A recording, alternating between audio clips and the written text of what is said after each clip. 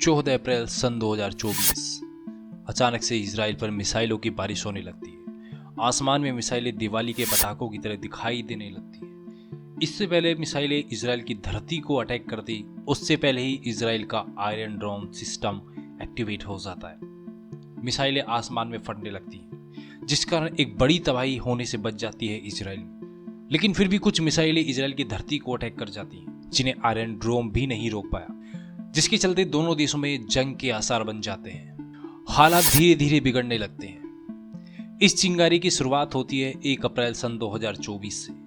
Syria में स्थित Iran के दूतावास पर एक बड़ा हमला किया जाता है। ईरान जिसका आरोप सीधा सीधा इजराइल पर लगाता है, लेकिन इजराइल इस हमले की जिम्मेदारी लेने से मना कर देता है। उसका कहना है कि इस हमले में इजराइल का कोई हाथ नहीं है। हालांकि इजराइल का यह भी कहना है कि ईरान सीरिया में स्थित दूतावास की मदद से लेबनान में स्थित आतंकवादी हिजबुल्लाह संगठन को इजराइल के खिलाफ लड़ने के लिए तैयार कर रहा है।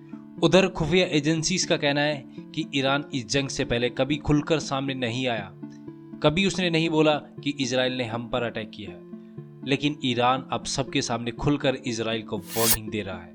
लेकिन ऐसी क्या वजह रही, ऐसा क्या हुआ जो ईरान इजराइल के खिलाफ हो गया?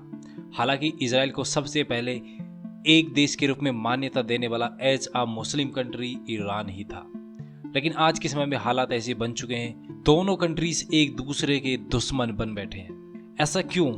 जो देश पहले एक दूसरे के दोस्त हुआ करते थे, वो आज एक दूसरे के कट्टर दुश्मन बन बैठे हैं। इस चीज को जानने के लिए थोड़ा सा चलते हैं इन दोनों देशों के इतिहास में। इजराइल यहूदियों का एक देश है जो कि चारों तरफ से मुस्लिम कंट्रीज से घिरा हुआ है। 14 मई 1948 का वो दिन जब यहूदियों ने अपनी आजादी का जश्न मनाया था, लेकिन इजराइल की आजादी को पड़ोसी अरब देशों ने स्वीकार नहीं किया और आजादी के ठीक दूसरे ही दिन 5 देशों की सेनाओं ने इजराइल पर फिर से एक अटैक कर दिया, क्योंकि अरब देश के लोग चाहते थे कि इजराइल में फिलिस्तीन के लोग रहे, जो कि मुस्लिम कम्युनिटी के लोग थे।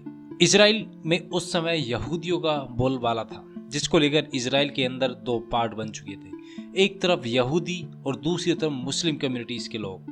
अब अरब देशों के लोग यहूदियों को बिल्कुल पसंद नहीं करते थे। अब धीरे धीरे समय बीतता गया, यहूदियों की आबादी धीरे धीरे बढ़ने लगी, जिसके साथ साथ इजराइल को अमेरिका और अन्य यूरोपियन देशों का भी समर्थन मिलने लगा। अमेरिका इजराइल का समर्थन करता था और साथ ही साथ ईरान का भी।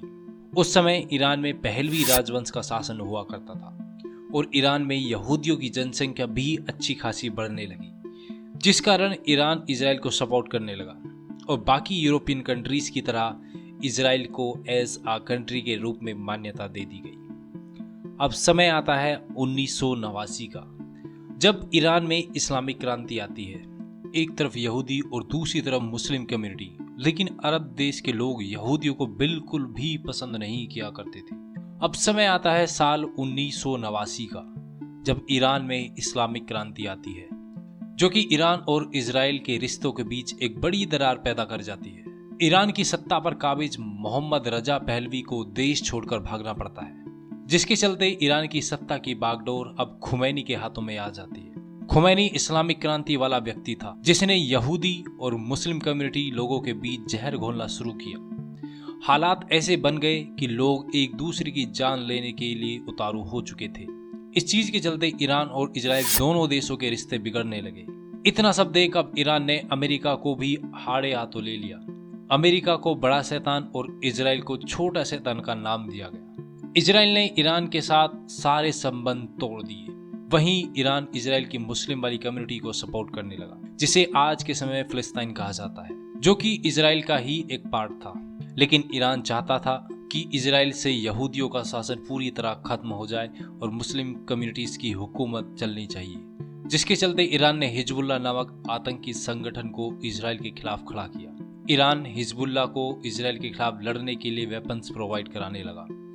यह चीज इजराइल को बहुत ही ज्यादा चुभने लगी, जिस कारण इजराइल में आतंकवादी हमले होने लगे।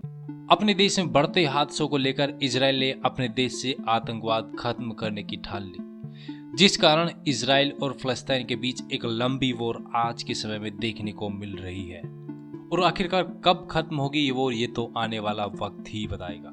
वीडियो अगर इन्फॉर्मेटिव लगी है तो वीडियो को दोस्तों में शेयर कीजिए और लाइक एंड सब्सक्राइब करना मत भूलिए। So thanks for watching, thanks for listening. God bless you all.